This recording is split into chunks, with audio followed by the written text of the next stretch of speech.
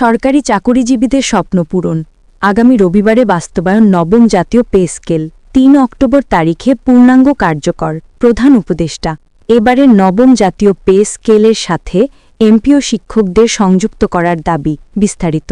আসসালামু আলাইকুম প্রিয় দর্শক আজকে নবম জাতীয় পে স্কেল বাস্তবায়ন নিয়ে একটি নতুন প্রতিবেদন প্রকাশিত হয়েছে তা আপনাদের জানানো হবে তাই অনুরোধ করব ভিডিওটি সম্পূর্ণ দেখুন আপনি যদি আমাদের চ্যানেলে নতুন হয়ে থাকেন তাহলে অনুগ্রহ করে চ্যানেলটি সাবস্ক্রাইব করবেন এবং ভিডিওতে একটি লাইক দিবেন নবম জাতীয় পে স্কেল বাস্তবায়ন কথা অনেক দিন থেকে চলছিল তবে সরকারের তরফ থেকে নবম জাতীয় পে স্কেল বাস্তবায়নের তারিখ ঘোষণা করা হলেও কিন্তু নানা কারণে তা আর সম্ভব হয়ে ওঠেনি কিন্তু এইবার সরকারের উচ্চপদস্থ কর্মকর্তা থেকে অফিসিয়ালি আপডেট এসেছে যে আগামী রবিবারে বাস্তবায়ন করা হবে নবম জাতীয় পে স্কেল এবং রবিবারে বেতন কাঠামো সহ অন্যান্য বিষয়বস্তু প্রকাশ করা হবে নবম জাতীয় পে স্কেল এর আওতায় আগে যারা অবসর গ্রহণ করেছেন এবং ভবিষ্যতে যারা করবেন সবাই ৮০% অবসর ভাতা বা পেনশন পাবেন এবং যাদের স্বামী চাকরি করতেন তারা মারা গেছে তারাও এই বেতন কাঠামো অনুযায়ী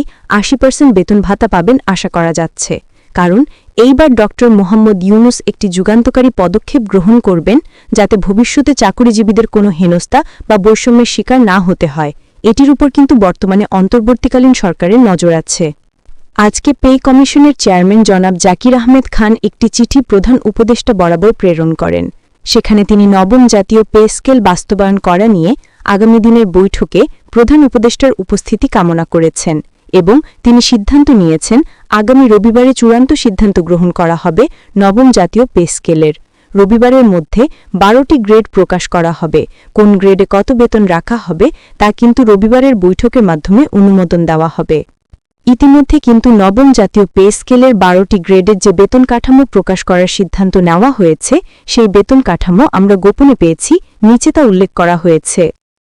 ১২তম গ্রেডে বেতন নির্ধারণ করা হয়েছে ৩৩,০০০ টাকা ১১তম গ্রেডে ৩৮,০০০ টাকা ১০তম গ্রেডে ৪৪,০০০ টাকা নবম গ্রেডে বেতন নির্ধারণ করা হয়েছে ৪৮,০০০ টাকা অষ্টম গ্রেডে বেতন ৫৪,০০০ টাকা সপ্তম গ্রেডে ৬০,০০০ টাকা ষষ্ঠ গ্রেডে ৬৫,০০০ টাকা পঞ্চম গ্রেডে ৭০,০০০ টাকা চতুর্থ গ্রেডে বেতন নির্ধারণ ৭৬,০০০ টাকা তৃতীয় গ্রেডে ৮২,০০০ টাকা বেতন নির্ধারণ দ্বিতীয় গ্রেডে ৮৮,০০০ টাকা বেতন নির্ধারণ প্রথম গ্রেডে বেতন নির্ধারণ করা হয়েছে ১,০২,০০০ টাকা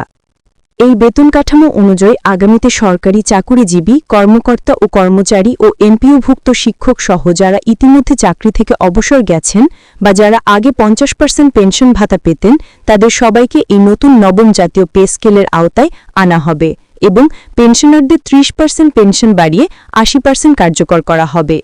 এবারের হবে ইনসাফ ভিত্তিক যেখানে কোনো গ্রেডের সরকারি চাকুরিজীবীদের বৈষম্যের শিকার হতে হবে না এমপিও শিক্ষক জাতীয়করণ নিয়ে এখনও আলোচনা করা হয়নি আশা করা যাচ্ছে তাদের খুব দ্রুত জাতীয়করণ করা হবে এবং পেনশনারদের জন্য থাকছে ৮০% পেনশন ভাতা তাও এবারের নবম জাতীয় পে স্কেলের আওতায় প্রিয় দর্শক আপনার যদি কোনো দাবি বা মতামত থাকে তাহলে আমাদের কমেন্টে জানান আমরা তার প্রতিবেদন করব